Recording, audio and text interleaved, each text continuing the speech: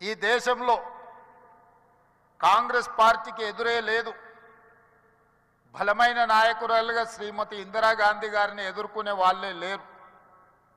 అంత బలమైన నాయకత్వాన్ని అందిస్తున్నప్పుడు ఎన్టీ రామారావు గారు ప్రవేశపెట్టిన సంకీర్ణ రాజకీయాలే ఇవాళ దేశాన్ని ఏలుతున్న వాళ్లకు అవకాశాలు ఇచ్చినాయన్న సంగతి మరవకూడదు. రామ్మోహన్ రావు గారికి గుర్తుండి ఉండాలి,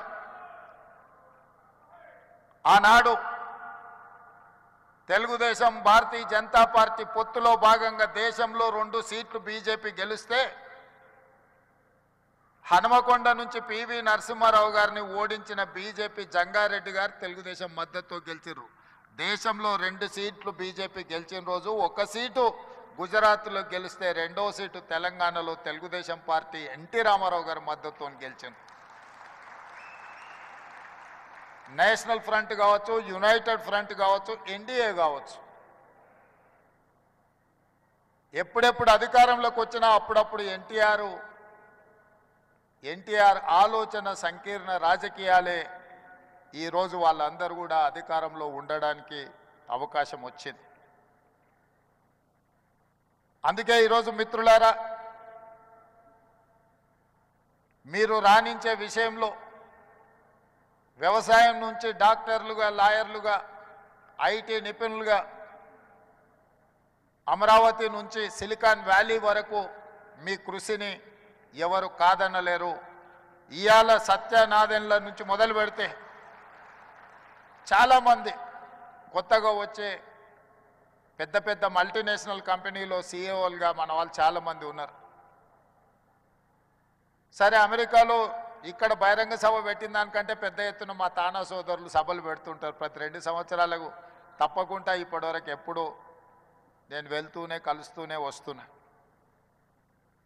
అయితే ఈ సమావేశం కమ్మ గ్లోబల్ ఫెడరేషన్ ఒక మంచి సాంప్రదాయాలకు, సమాజానికి ఉపయోగపడే విధంగా ఈ హైదరాబాదు నగరాన్ని విశ్వనగరంగా మార్చడానికి అవసరమైన ప్రణాళికలలో మీరు భాగస్వాములు కావాలి. తెలంగాణ రాష్ట్ర ప్రభుత్వం మిమ్మల్ని ఆహ్వానిస్తుంది.